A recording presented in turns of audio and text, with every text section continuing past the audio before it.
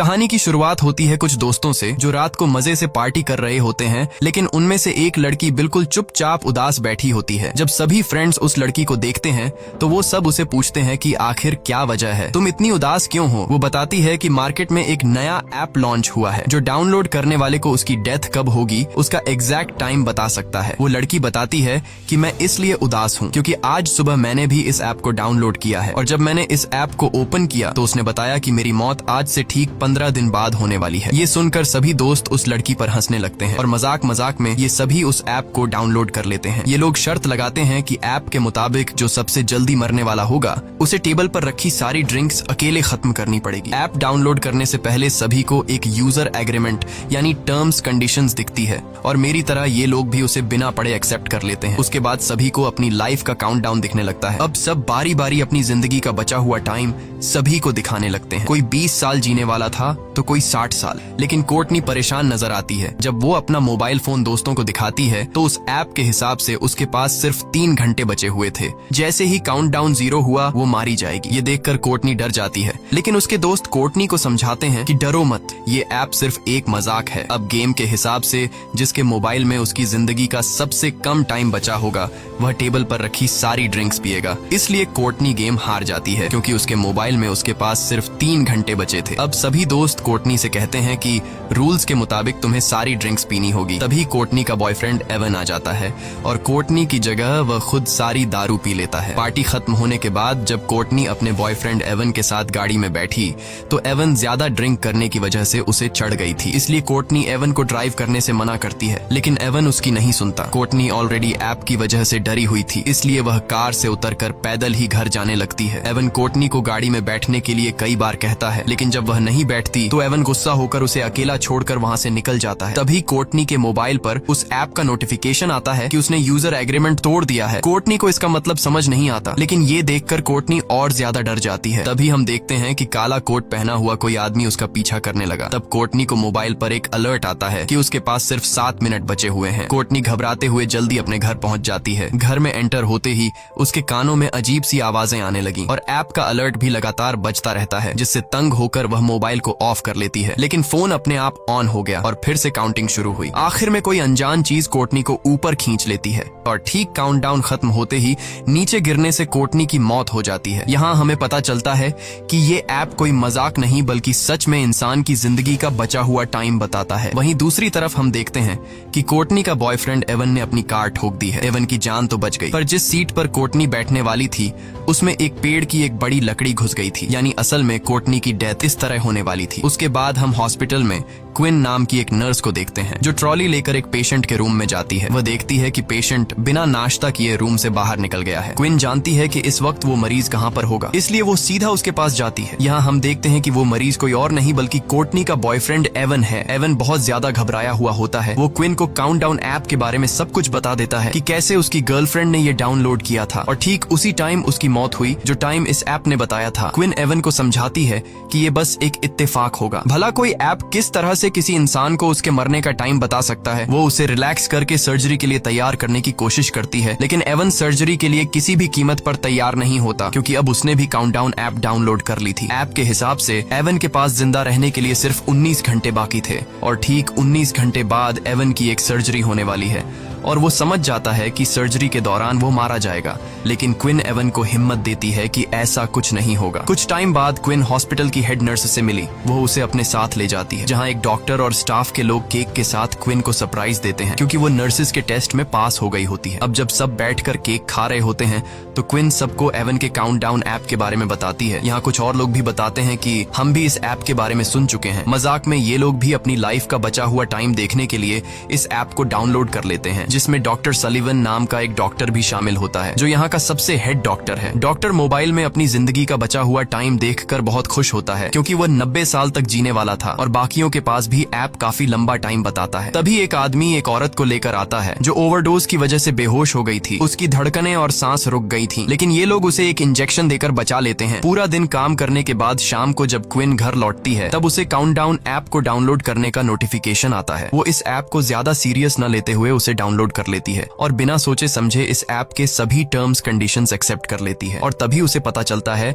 कि कि उसकी जिंदगी के सिर्फ 2 ही दिन बचे हैं। ये देखकर उसे कुछ अजीब लगता है, लेकिन क्विन इसे नजरअंदाज करके घर पहुंच जाती है। क्विन की फैमिली में उसके पिता और उसकी छोटी बहन जॉर्डन होती है, जबकि क्विन की मॉम 1 साल पहले कार एक्सीडेंट में मारी गई। अगले दिन हॉस्पिटल में एवन को दिखाया जाता है, जो बहुत ही ज्यादा घबराया हुआ होता है क्योंकि उसके मोबाइल पर उसकी लाइफ का टाइम धीरे धीरे कम होता जा रहा था और अब बस उसकी जिंदगी के कुछ ही मिनट बचे थे। वह सर्जरी कराने की बजाय हॉस्पिटल से भागने का डिसाइड करता है। जैसे ही वह भागने लगता है तभी उसके मोबाइल पर नोटिफिकेशन आता है, जिसमें बताया जाता है कि उसने यूजर एग्रीमेंट तोड़ दिया। यहाँ हमें पता चलता है कि जब कोई इस ऐप के जरिए अपने लाइफ के बचे हुए टाइम को देख लेता है तब वह अपनी मौत को टाल नहीं सकता। जिस तरह से कुछ दिन पहले एवन की गर्लफ्रेंड कोर्टनी ने कार से उतरकर पैदल जाकर अपनी मौत को टालने की कोशिश की थी, तब उसने यूजर एग्रीमेंट तोड़ दिया था और वो मारी गई। अब इसी तरह से एवन भी सर्जरी न करवाकर अपनी मौत को टालने की कोशिश कर रहा है। अब ये खुद को बचा पाएगा या नहीं, चलिए जानते हैं। एवन जैसे ही आगे बढ़ने लगा तभी एवन को शीशे में पीछे से काला साया नजर आता है, लेकिन जैसे ही एवन पीछे मुड़कर देखता है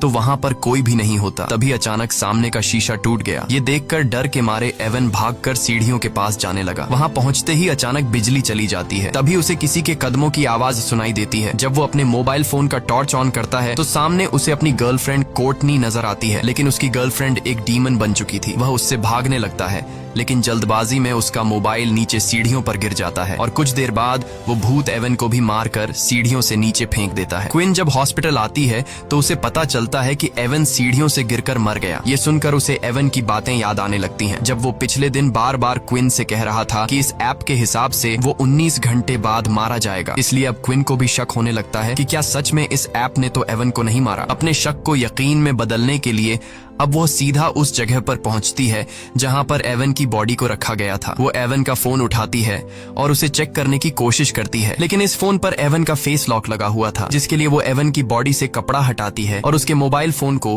उसके फेस के सामने लाकर स्कैन करती है, जिससे मोबाइल का लॉक खुल जाता है और वो देखती है कि इस ऐप का काउंटडाउन 0 पर पहुंच चुका है। अब क्विन को भी पूरा यकीन हो जाता है कि ये ऐप मजाक नहीं बल्कि रियल है। जैसे ही उसका ध्यान मोबाइल से हटकर एवन के फेस पर पड़ता है तो एवन का सर अपने आप मुड़कर उसकी तरफ देखने लगता है। वो घबराकर जल्दी से उस लाश को वापस फ्रीजर में रख देती है। अब क्विन को डर लगने लगा कि कहीं ये सब उसके साथ भी तो नहीं होगा, क्योंकि ऐप के मुताबिक अब उसके पास सिर्फ 1 दिन ही बचा था और कल वो अपने पिता के साथ अपनी माँ की कब्र पर जाने वाली थी, जिससे वो समझ जाती है कि रास्ते में जरूर उनका कोई एक्सीडेंट होगा जिसमें क्विन मारी जाएगी। इसलिए क्विन अपनी मौत को टालते हुए अपने डैड को कॉल करती है और कल के दिन कब्रिस्तान जाने का प्लान कैंसिल करती है। तभी क्विन के मोबाइल फोन पर एक नोटिफिकेशन आता है कि उसने यूजर एग्रीमेंट तोड़ दिया है। ये देखकर वो बहुत ज्यादा परेशान हो जाती है। तभी डॉक्टर सलिवन उसे रूम में बुलाकर पेशेंट की हेल्प करने को कहता है, लेकिन यहाँ डॉक्टर के इरादे कुछ और ही थे।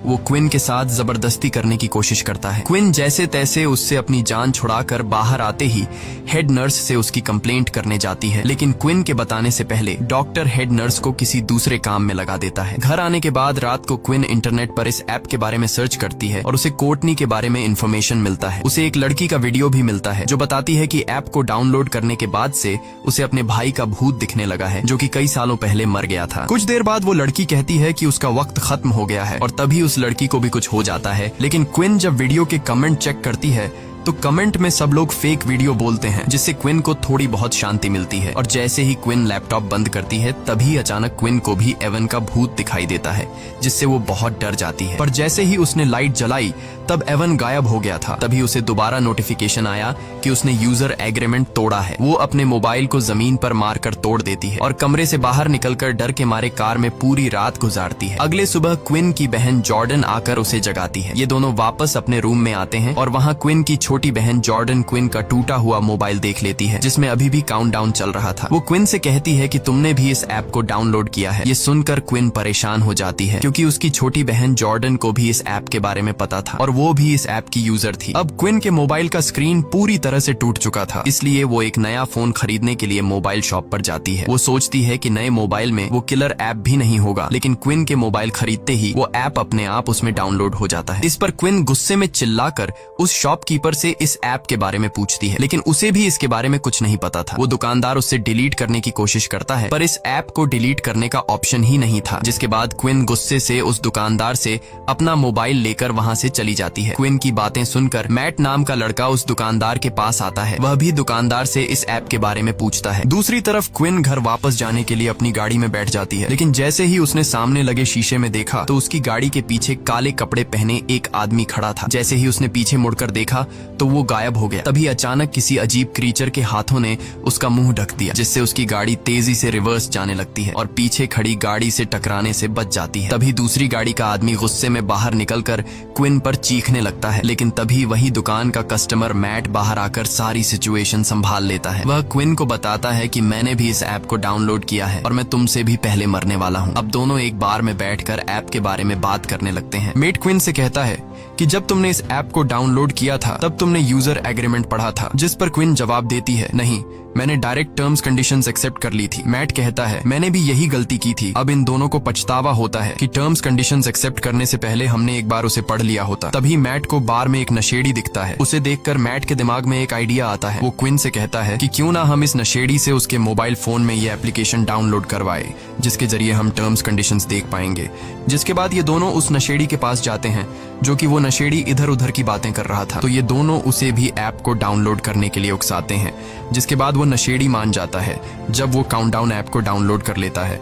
और जैसे ही टर्म्स कंडीशंस वाली जगह पर पहुंचता है तो क्विन उससे मोबाइल लेकर अच्छी तरह से पढ़ने लगती है। और अब जाकर उन्हें एक रूल के बारे में पता चलता है कि ऐप में अपनी मौत का समय देखने के बाद यूजर अपनी मौत को टालने की कोशिश नहीं कर सकता। इन दोनों ने ही अपनी ट्रिप कैंसिल करके ये एग्रीमेंट तोड़ दिया था। ये सब सुनने के बाद भी वो पागल नशेड़ी उन टर्म्स कंडीशंस को एक्सेप्ट कर लेता है। लकीली उस नशेड़ी को पता चलता है कि वो और 40 साल जिएगा। तब क्विन को याद आता है कि जिस हॉस्पिटल में मैं काम करती हूँ उस हॉस्पिटल में एक पादरी है, शायद वो हमें इस हालात से निकलने का कोई रास्ता बता सके। इसके बाद क्विन और मैट हॉस्पिटल जाते हैं और पादरी को डीमन की सारी कहानी समझाते हैं। पादरी कहता है कि वो डीमंस पर यकीन नहीं रखता, इसलिए वो उन्हें एक दूसरे पादरी का एड्रेस देता है जो कि डीमंस के मामलों में एक्सपर्ट है। जाने से पहले हेड नर्स क्विन को एक मीटिंग में ले जाती है, जहाँ डॉक्टर सलिवन उल्टा क्विन पर इल्जाम लगा देता है कि उसने क्विन को नहीं बल्कि क्विन ने उसे हरास किया था। लेकिन जब क्विन सफाई पेश करने लगती है तब मीटिंग का हेड क्विन की कोई बात नहीं सुनता और क्विन को जॉब से निकाल देता है। क्विन को अब जॉब की कोई परवाह नहीं थी, क्योंकि अब बात उसकी जान पर बनी थी।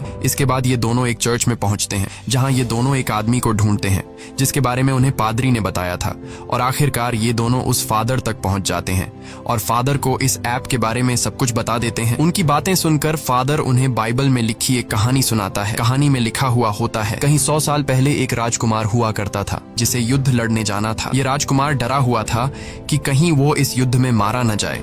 जिसके बाद वो एक ओल्ड जिप्सी लेडी के पास गया और उससे पूछा कि क्या वो इस युद्ध में जिंदा बचेगा। ओल्ड लेडी कहती है कि वो उसे उसकी मौत का ठीक समय बता सकती है, लेकिन शर्त ये है कि अपनी मौत का समय जानने के बाद राजकुमार अपनी मौत को टालने की कोशिश नहीं करेगा। राजकुमार मान जाता है और उसे पता चलता है कि वो युद्ध में मारा जाएगा। अब राजकुमार मौत के डर से लेडी की बात न मानकर अपने छोटे भाई को युद्ध लड़ने भेज देता है, लेकिन उसके छोटे भाई को कुछ नहीं होता, बल्कि वे लोग युद्ध जीत जाते हैं। मगर डरपोक राजकुमार के पीछे ओजिन नाम का एक डीमन पड़ जाता है, जो कि वो राजकुमार को तड़पा तड़पा कर उसके ठीक समय पर मार देता है, जो कि उसके तकदीर में लिखा था। फादर ने ध्यान लगाकर पता लगाया कि इन सब के पीछे ओजिन नाम के एक डीमन का हाथ है। फादर ने कहा कि शायद ये ऐप भी उस ओजिन डीमन का एक रूप है। उसने बताया कि अगर तुम्हें अपनी मौत टालनी है तो सबसे पहले तुम दोनों को इस ऐप को हैक करके इसका कोड मेरे पास लाना पड़ेगा। जब मैं इस ऐप का कोड देख लूंगा तब मैं उस डीमन से तुम्हारी जान छुड़वा सकूंगा। यह सुनकर क्विन और मैट को जल्द से जल्द इस ऐप को हैक करना था,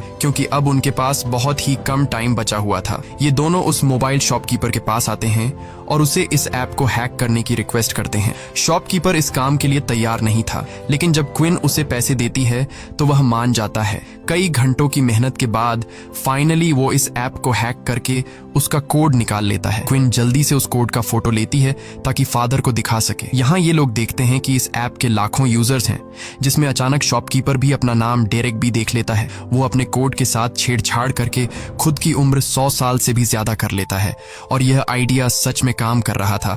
अब डेरेक के पास इस ऐप का फुल एक्सेस था, वो जितना चाहे किसी का भी उम्र बढ़ा सकता था।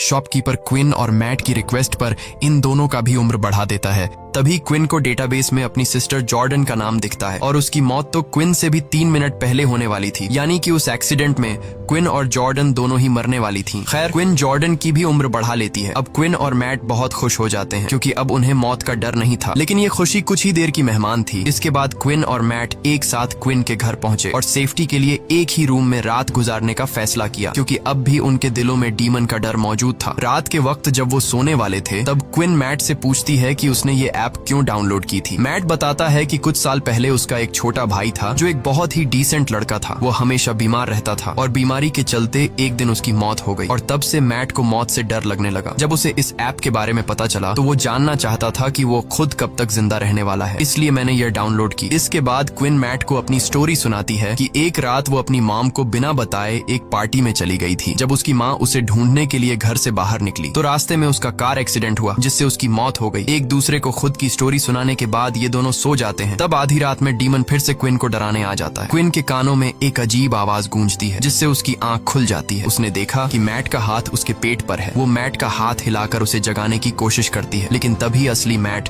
दरवाजा खोलकर अंदर आया। असल में क्विन के पेट पर किसी और का नहीं बल्कि डीमन का हाथ था। यहाँ डीमन क्विन पर हमला करता है, लेकिन मैट हिम्मत दिखाते हुए उसका कंबल छीन लेता है जिससे डीमन भाग जाता है। और यहाँ उन्हें पता चलता है कि उनका ऐप को हैक करने से कोई फायदा नहीं हुआ, क्योंकि उनका काउंटडाउन वापस अपने वक्त पर आ गया है।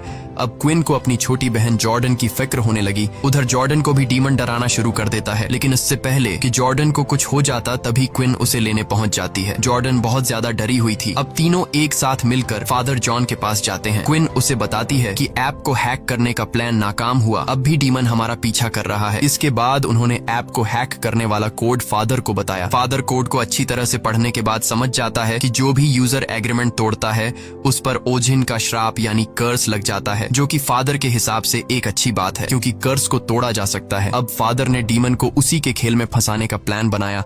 वो बताता है कि अगर तुम लोग डीमन को झूठा साबित कर दो तो ये कर्स टूट जाएगा, यानी कि अगर कोई एक इंसान भी ऐप के बताए हुए टाइम से थोड़ा पहले या 2-4 सेकंड बाद में भी मरता है तो डीमन झूठा साबित हो जाएगा और इस तरह से कर्स टूट जाएगा।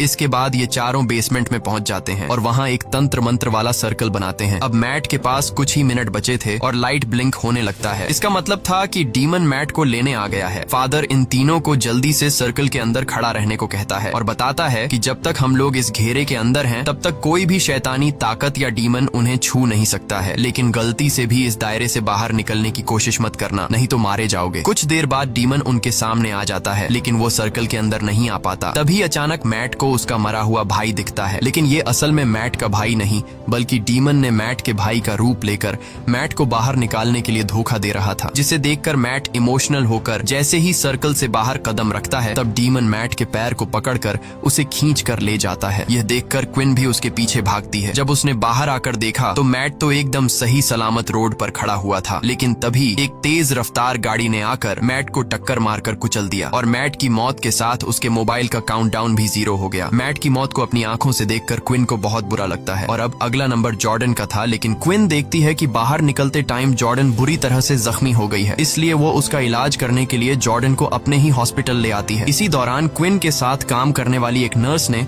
क्विन को बताया कि तुम्हारी बात बिल्कुल ठीक थी, डॉक्टर सलिवन मेरे साथ भी फ्लर्ट करने की कोशिश कर रहा है।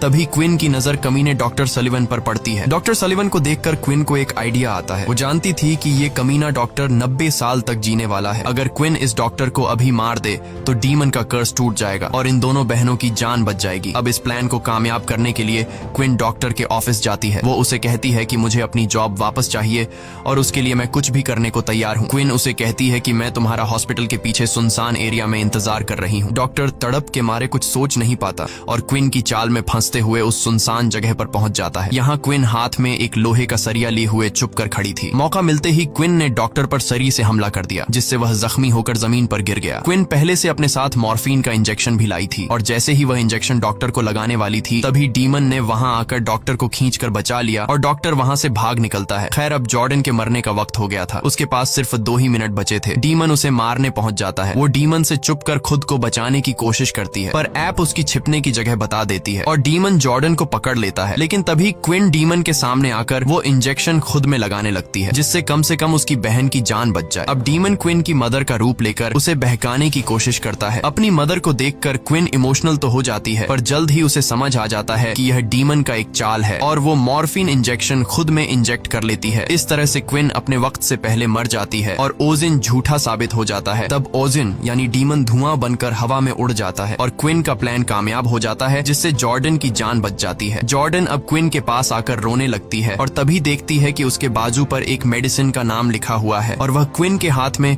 उसी मेडिसिन की शीशी भी देखती है, जिससे जॉर्डन जल्दी से इंजेक्शन में भरकर क्विन के हाथ में लगा देती है, जिससे मॉर्फिन का असर खत्म हो जाता है और क्विन वापस से जिंदा हो जाती है। खैर अब सब लोगों का काउंटडाउन वहीं पर रुक जाता है। क्विन को उसकी जॉब वापस मिल जाती है और वह कमीने डॉक्टर को उसके किए के लिए जेल हो जाती है। कुछ दिन बाद क्विन अपनी फैमिली के साथ अपनी मदर की कब्र को विजिट करने जाती है। जब ये लोग घर को वापस लौटने लगते हैं तब क्विन के मोबाइल पर एक नोटिफिकेशन आता है और वह देखती है कि उसके मोबाइल में काउंटडाउन नाम का एक नया ऐप डाउनलोड हो गया है। इसी के साथ ये कहानी खत्म हो जाती है। अगर आपको ये वीडियो अच्छी लगी हो तो हमारे चैनल को सब्सक्राइब और वीडियो को लाइक जरूर कीजिएगा।